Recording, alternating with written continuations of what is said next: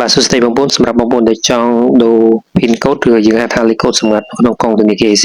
អ្នកគ្នាអាចទៅតាមដានទាំងអស់គ្នាបាទជាដំបូងអ្នកគ្នាចូលនៅក្នុងកម្មវិធី AC Leader App របស់យើងតែម្ដងតាមមុនអ្នកគ្នាមើលខាងក្រោមនេះមានពាក្យថា menu ហើយអ្នកគ្នាមើលខាងលើមានពាក្យថា setting ដែលមានសញ្ញារូបកងចក្រនេះបាទដល់ពេលដែលអ្នកគ្នាចុចម្ដងហើយអ្នកគ្នាអូសទៅលើអ្នកគ្នានឹងកលេចមកខាងក្រោមនឹងឃើញពាក្យថា change PIN ដែលជាភាសាខ្មែរគេដាក់លេខកូដសម្ងាត់ហ្នឹងចឹងអ្នកគ្នាចុចលើនឹងតែម្ដងបាទ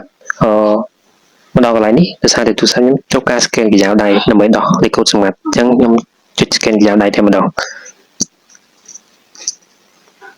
ឬក៏យើងអត់ចាំបាច់ចុច scan កញ្ចៅដៃអ្នកគ្នាចុចលេខកូដសម្ងាត់យើងតែម្ដងអញ្ចឹងកន្លែងនេះខ្ញុំscan កញ្ចៅដៃបន្តិច